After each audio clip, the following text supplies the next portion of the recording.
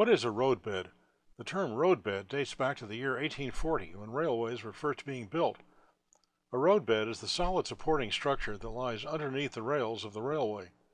Rails are fastened down upon transverse wood or concrete strips, known as ties in America and sleepers in Britain. The ties rest upon a layer of crushed stone, known as ballast, and the ballast lies upon the roadbed. Here we see the ties and ballast of a real railway.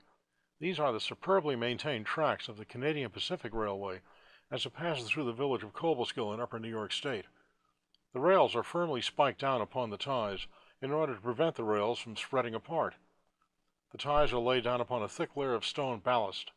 The ballast permits water to drain down and away from the rails. In part 1 of this series, we saw a set of books being used as temporary supports for positioning the upper-level roadbed at a height of 12 inches. It is now time to replace those temporary supports with permanent supports. Only simple hand tools are needed for this job. The permanent supports for the upper level are 12-inch columns cut from furring strips. The columns are attached to the baseboard with metal corner braces.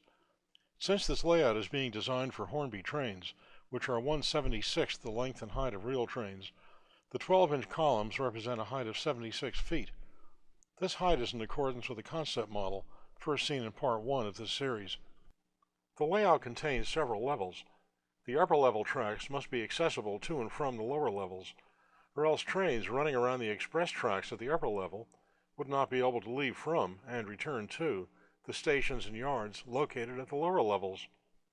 In order to provide accessibility between the upper and lower levels, a long curving ramp is designed around the perimeter of the concept model.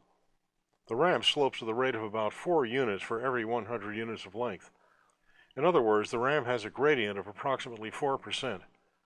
Model trains can easily climb a 4% gradient. On real railways, however, even a 1% gradient is considered to be very steep.